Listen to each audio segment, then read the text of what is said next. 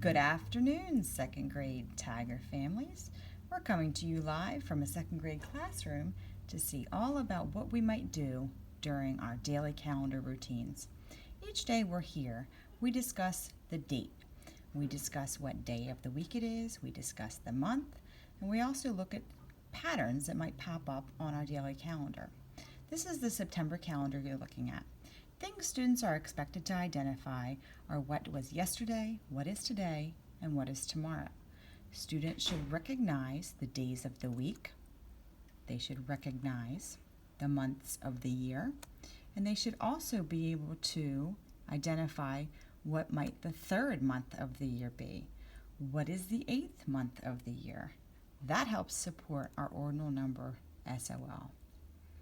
As you can see on this calendar, we might ask students questions such as, what day of the week was the first of the month? Students need to identify that as Saturday was the first of the month. We may ask questions such as, how many Sundays were there in the month of September? Students should be able to identify there were 5 Sundays in the month of September. We may ask students to identify what was the date of the second Wednesday. Tell me the date of the third Friday. They should be able to identify these using a calendar. You could support this skill at home by simply looking at your child's daily behavior calendar and asking them questions such as, if today is October 1st, what will the date be in 2 weeks? Students should be able to identify what the date would be in 2 weeks. A number sense routine that we have here during calendar time, each day that we're here, we discuss how many days we've been in school. For example, on the 19th day of school, we put up the number 19 on our hundreds chart. Hundreds charts are great tools that students can use to help build the number sense understanding. Your child was given one of these charts in their homework packet.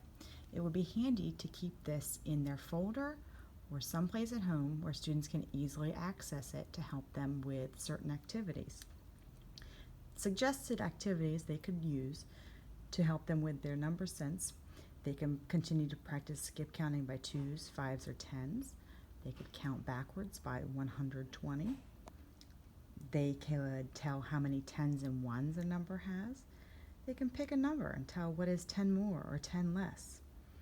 They could tell someone what number is above, below, before, and after a certain number. For example, with the number 63, the number that comes before it is 62. The number that comes after it is 64. 10 more than 63 is 73. 10 less than 63 is 53. Simple conversations regarding your child's 120 chart can really help build that knowledge. Something else we like to do is look at a number and how it might be composed. This is an example from the 18th day of school. You're looking at a few numbers sentences that the students in this class were able to create.